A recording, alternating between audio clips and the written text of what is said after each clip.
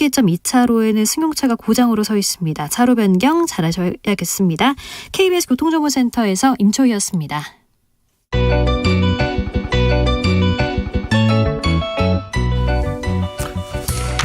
한층 날카롭다, 한결 정확하다, 한편 세심하다, 밖에서 보는 내밀한 분석, 정치적 원의 시점.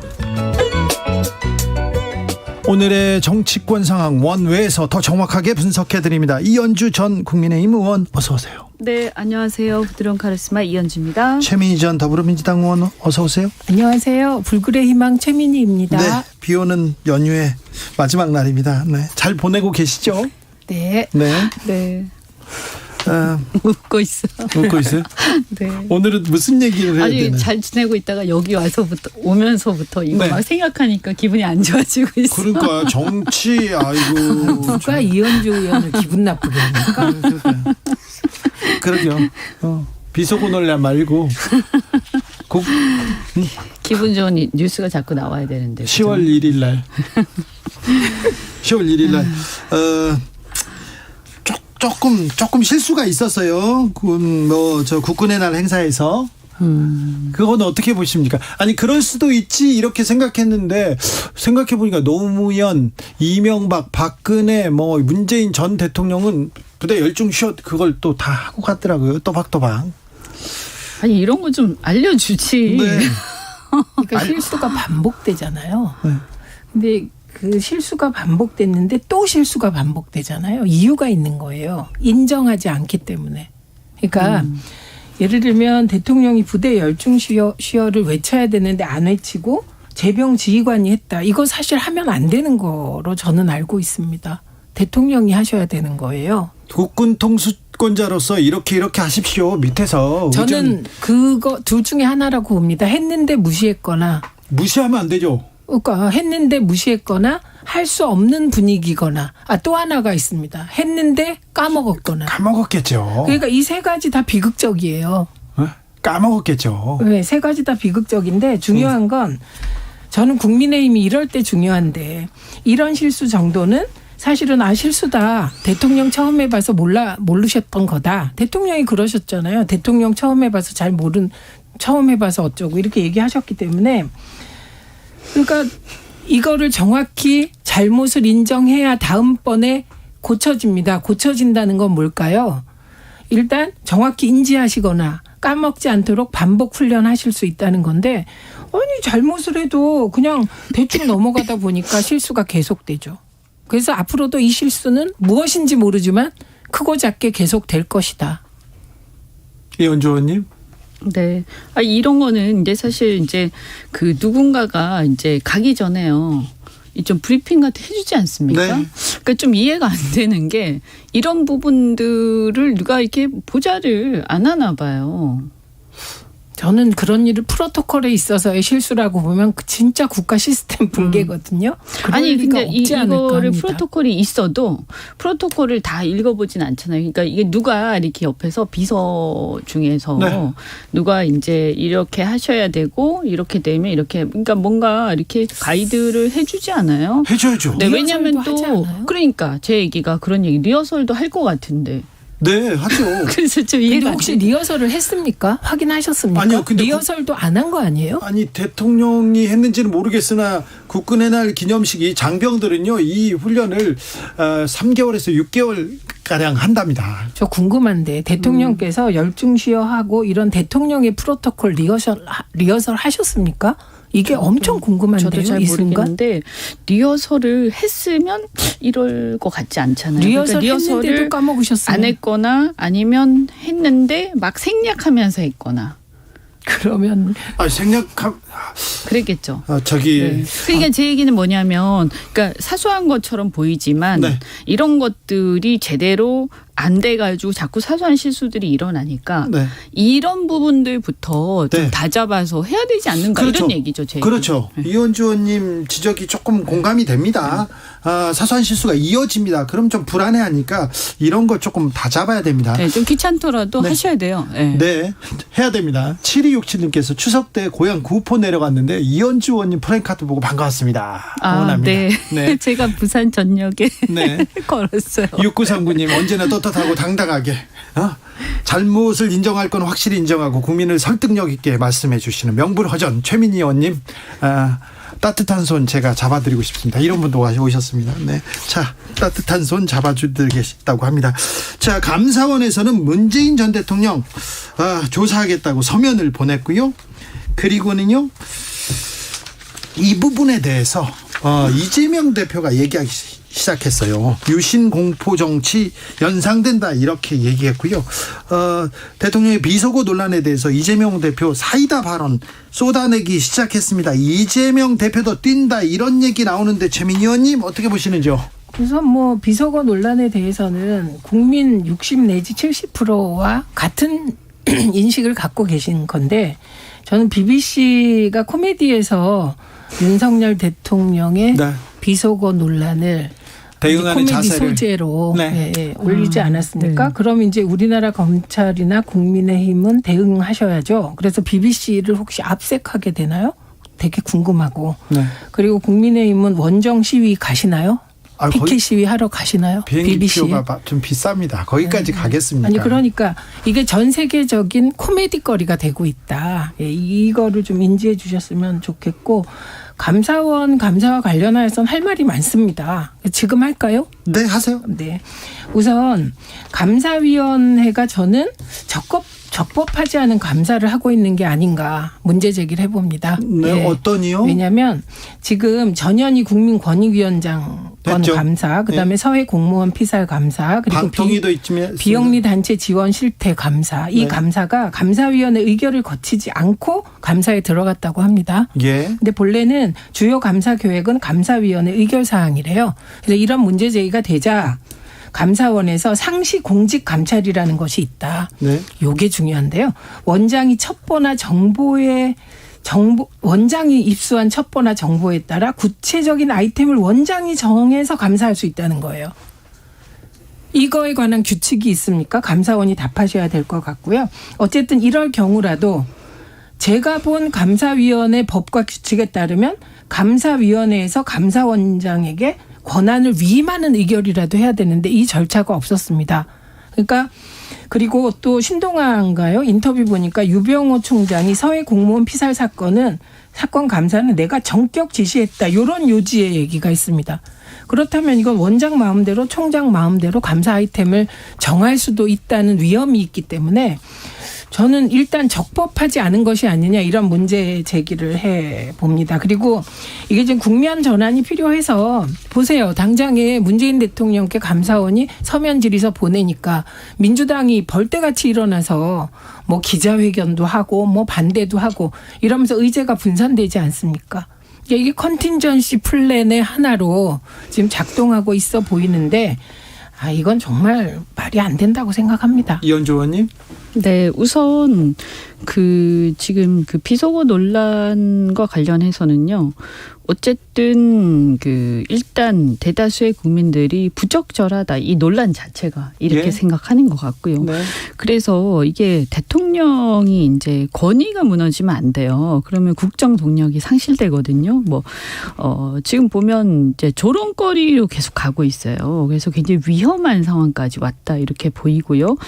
그래서 최소한 제가 볼 때 바이든이다 난리면이다 이건 떠나서 일단 비속어 쓴 것은 객관적으로 드러나기 때문에 사실은 우리 국회에 대해서라도 간단하게 유감 표명 정도 하셨으면 끝났을 일인데 그거 안 한 것도 굉장히 유감스럽고 또 이렇게 이제 이걸 가지고 다시 또 제2라운드로 국힘과 함께 MBC를 네. 이제 항의 방문하고 이렇게 하다 보니까 다른 언론들도 같이 했던 거를 이렇게 좀 하다 보니까 이번 건에 대해서만큼 사실 설득이 좀 떨어지거든요. 예. 그러다 보니까 이걸 언론 탄압의 프레임으로까지 확장될 가능성이 또 있어요. 그래서 그 여파로 인해서 이번에 보면 특이한 점이 이제 국민의힘의 지지율이 동반 하락하고 있어요. 여러 여론조사 기관에서 예. 이렇게 나온 걸 보면 그래서 이걸 지속하는 것은 상당히 위험한 일이다. 네. 그래서 이게 어떤 경우에도 이 논란은요, 대통령에 대해서도 그렇고 국민의힘에 대해서도 그렇고 도움이 안 됩니다. 그래서 저는 그렇죠. 도움이 안 되는데 왜 자꾸 하는 걸까?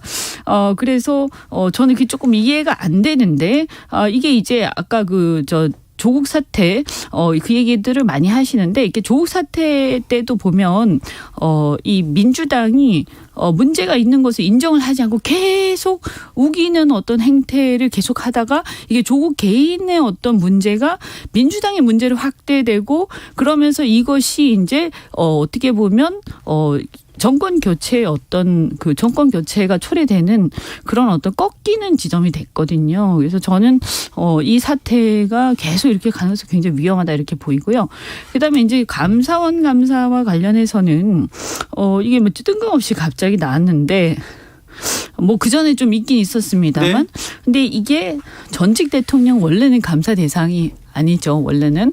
그런데 이제 이거를 그렇게 해서 서면 질문을 할 만큼 지금 뭔가 대단한 게 있는가 이런 부분에서 사실은 좀 신중할 필요가 있는 거거든요. 근데 이게 갑자기 뜬금없이 나오면서 이게 정책 논란으로 비화되고 있어요. 근데 이런 걸 보면서 사실은 이 문제들 지금 감사원 그다음에 형사 감사원도 그렇고 검찰도 그렇고 지금 보면 완전히 사정 정국으로 가서 그렇죠. 지금 우리나라는 이제 협치는 물 건너 갔어요.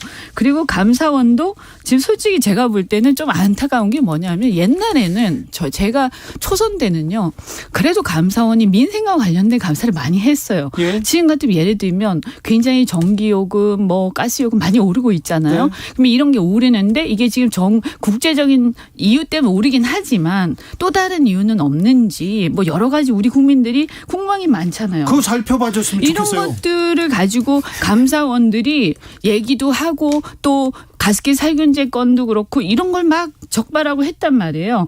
근데 지금은 보면 감사원도 그렇고 검찰이나 사정당국도 그렇고 그냥 제가 볼 때는 어떤 정치 세력의 그냥 뭐 정치 세력의 그냥 하나의 어떤 부속적인 기관 이렇게 돼서 정쟁의 하나의 도구가 돼버렸어요. 이거 굉장히 심각합니다. 이게. 한쪽만 본다 이런 그 지적 이렇게 그것도 나올 정권 수밖에 없어요. 바뀌면 또 바뀔 거예요. 저는요 이 자리를 빌어서 정말 꼭 말씀드리고 싶은 게요. 이렇게 해서 공을 세우는 사람들 절대로 정치권에서 영입하면 안 됩니다. 네. 근데 도대체 왜 저도. 그럴까? 최재해 감사원장은 왜 그럴까 생각해 보다가 네. 그 MB 정권 초가 떠오르더라고요. 이분이 문재인 정부 때 임명된 사람이잖아요. 네. 그럼 어떤 심리가 될까? 이런 생각을 해봤어요. 그랬더니 그 문재인 정부 때 임명됐기 때문에 자리를 지키려면 뭔가 충성 경쟁을 더 해야 되는 건가? 이런 생각이 들었고 그러다 MB 때가 생각났는데 MB 때 국세청장하고 몇 분이 노무현 대통령이 임명한 분들이 더 심하게 나서서 네.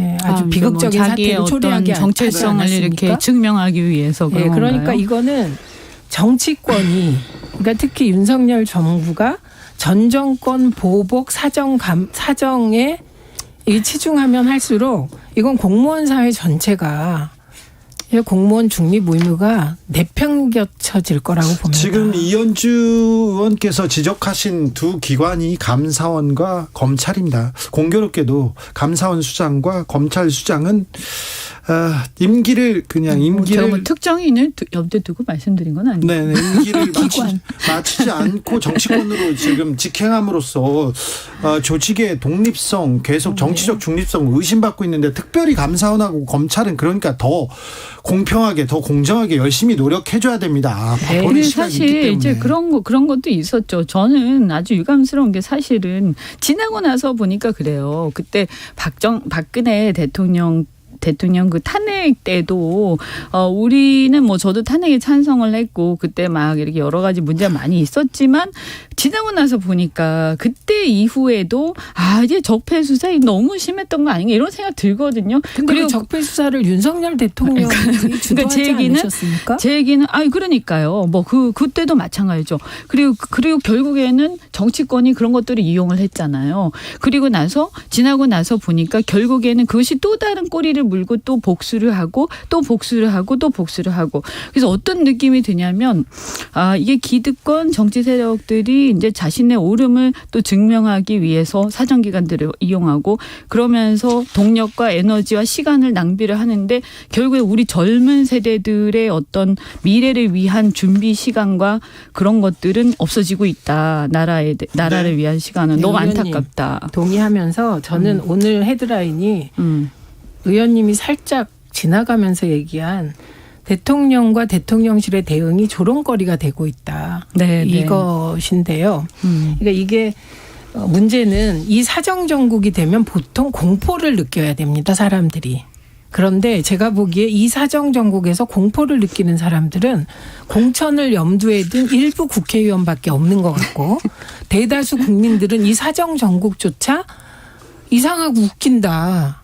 예를 들면 감사원이 그 감사에 나섰던 몇 가지 사항이 있고 전직 대통령에 대해서 서면 조사 요청을 한 게 있습니다. 그 아이템을 보면 할 만한 거예요. 노태우 대통령 때는 소위 율곡 비리, 대규모 비리잖아요. 네.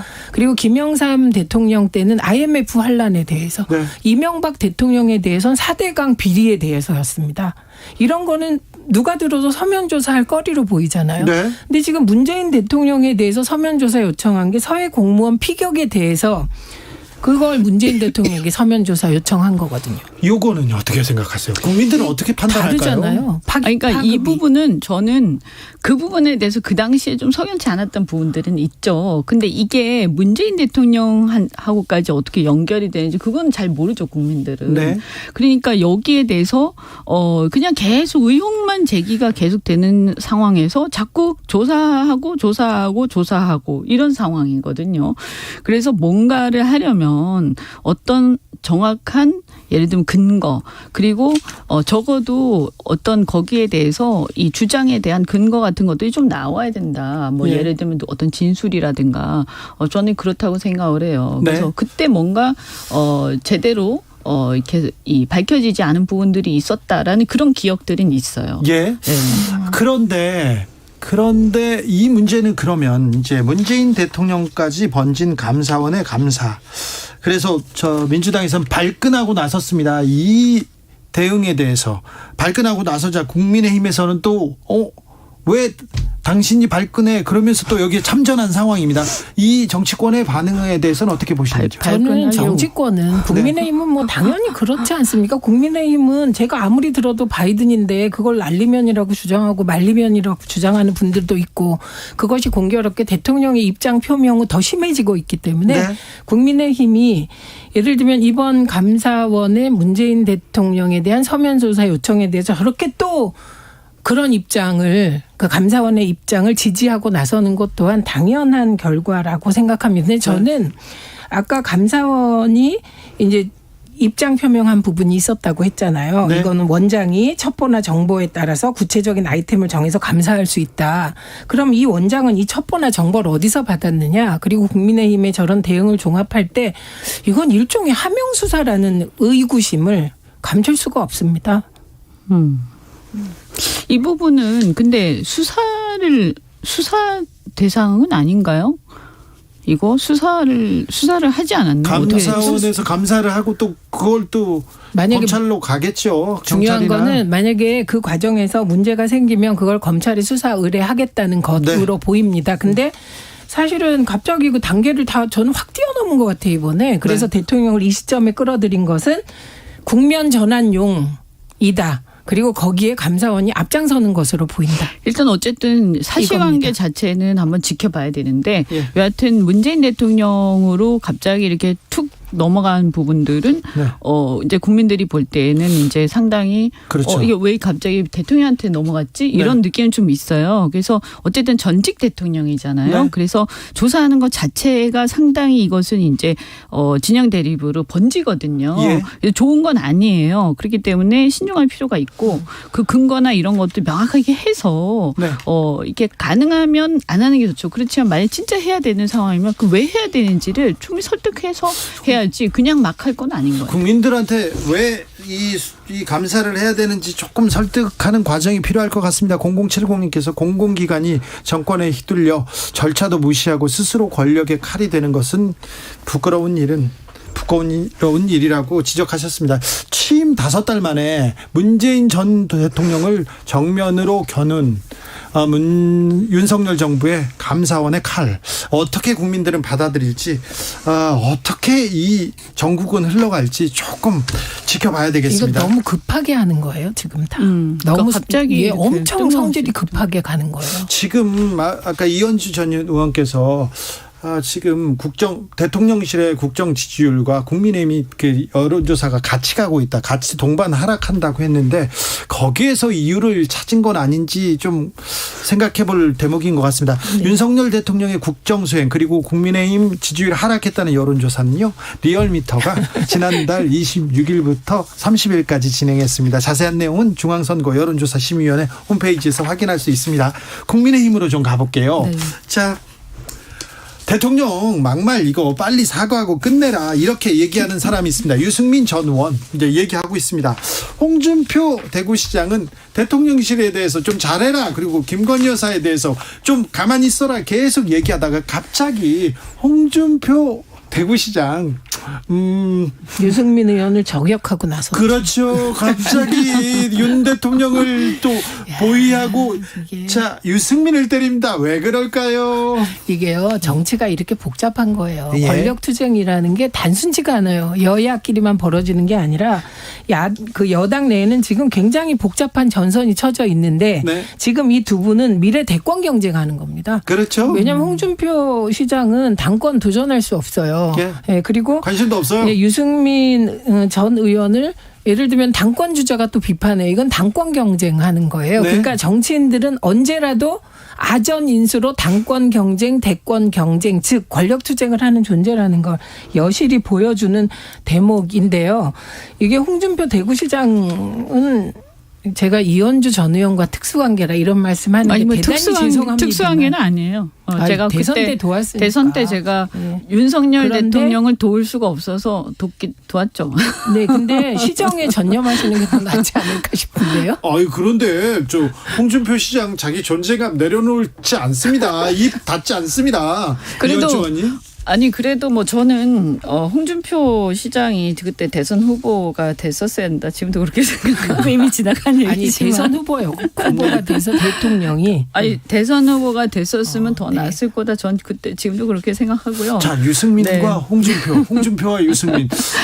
근데 이제 설정은 이 어떻게 좀 보세요? 아쉬운 건 이거죠. 이제 처음에 이제 그 거짓말을 자꾸 거짓말로 덮으면 안 된다. 이렇게 하면서 굉장히 멋있는 얘기 딱 하셨다가 그렇죠.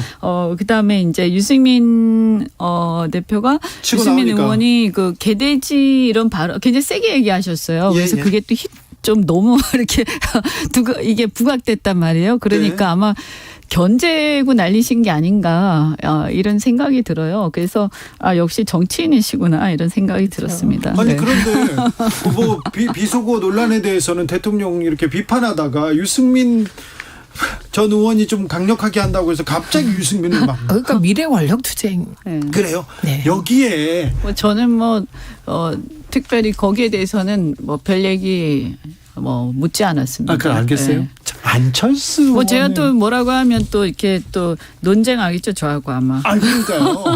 그러니까 이 싸움은 붙어야 되는데 붙여야 되는데 안철수 의원의 지금 또 몸풀기 시작했어요. 네, 안철수 의원도 뭐 보니까 뭐 원래는 장제원 의원 윤핵관들하고 굉장히 가깝게 지내다가 요새 약간 분위기가 그게 아니다 생각하셨는지 네, 조금 거리 두는 것 같긴 한데 그러니까 정확하게 입장은 잘 모르겠어요. 여기는 이제 네. 대권보다는 지금은 당권부터 잡아보자 이런 거잖아요. 당권 주자 지금 김기현 있고요, 안철수 있고요, 그다음에 유승민 있고. 네. 또 누가 보입니까? 뭐 조경태 의원도 있으나 여러 나경원 의원도 전 있습니다. 의원도 나오겠죠. 자, 네. 그런데 안철수 의원의 스탠스는 본인의 중도 이미지, 그 이미지는 유지하면서 비속어 논란은 사실 누가 봐도 국민 70% 정도가 사과하라는 얘기들이 있기 때문에 거기에 편승하다 보니 좀 애매하긴 합니다. 그런데 빨리 정리하고 마무리 짓자고 나는 초기부터 주장했다. 이 말은 뭘 시인하고 어떻게. 사과하고 넘어가자는 건데 그거를 시인하고 사과하고 넘어가자라고 말하지 못하는 것이 이분의 한계가 아닌가 합니다. 홍길동이라고 하는 거.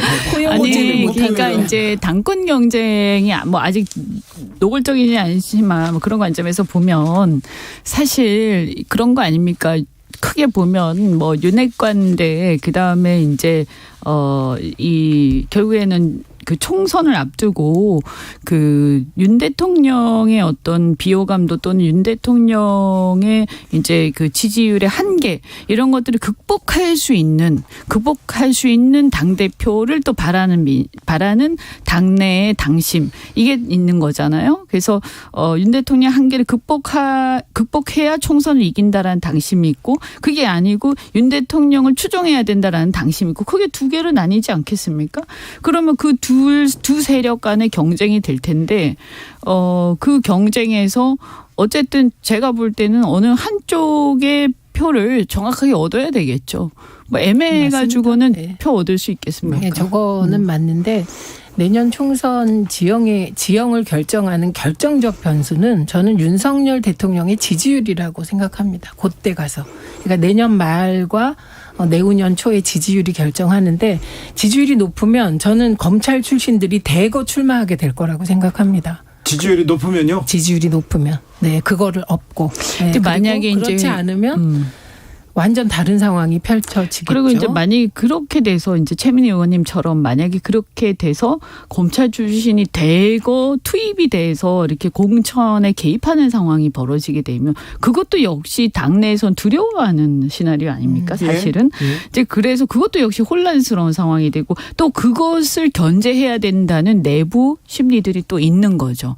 또 그런 입장에서는 또 어쨌든 윤핵관을 견제해야 한다라는 어떤 윤핵관 그 시기가 되면 저는 윤핵관을 우리가 흔히 얘기할 때 윤심이랄까요? 총선과 관련하여서는 국회 윤핵관 얘기하시는 거잖아요. 네네. 그런데 그때는 검핵관이 더 중요 변수가 될 수 있다. 윤핵관은 뭐 이미 그런 맛이 생각을 갔을 합니다. 것이다 이렇게 보시는 건가요? 멀어졌을 것이다. 멀어졌을 네. 것이다. 하기야 뭐 윤 대통령께서 어떻게 보면 어떤 특정 세력한테 오랫동안 이렇게 권한을 주거나 이런 건 아닌 것 같아 보니까. 예, 몇 가지 검찰을 드러난 게 빼고는 있어요. 네, 예, 검찰 그러니까 출신을 빼고는.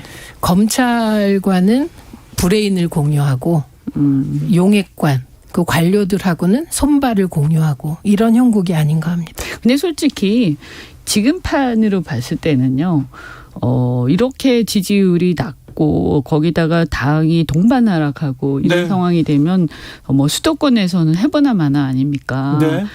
그런데도 사실은 또 여러 가지 이제 지금 당 내에서는 그런데도 이렇게 따라가는 형국이 그냥 왜 그런지 모르지만 계속 지속되고 있잖아요. 그리고 이것이 어떤 다른 동력을 만들어내지 못하고 있거든요. 그래서 과연 이 상황 또 그다음에 이준석 건은 어떻게 처리할 거냐 이런 문제도 있고. 근데 실제 또 여론조사에서는 유승민 대표가 또 1등을 또 하고 있고. 그럼 이게 이 당의 어떤 지금 현재 상황이 지속 가능하냐 이런 얘기들도 많이 있죠. 굉장히 복잡한 상황이에요. 이 복잡한 상황에서 빨리 벗어나야 되는데 어떤 문제도 지금 명확하게 해결하면서 앞으로 나아가는 모습을 보여주지는 못하고 있어요. 그게 정직함이 결여돼서 그래요. 그러니까 정면 돌파라고 생각하는데 사실상 늘 정면 돌파를 안 하고 있기 때문입니다. 그러니까 정직하게 인정하고 사과할 걸 사과해야 넘어갈 수 있는데 네. 인정을 안 하니 대응책도 뭐 부정직한 거죠. 이럴 때는 그냥 국민만 보고 마음 비우고 있는 게 국민을 잘 안 보시는 것 같아서 걱정이에요. 마음 비우고 그냥 이연주, 최민희 두 분 감사합니다. 고맙습니다.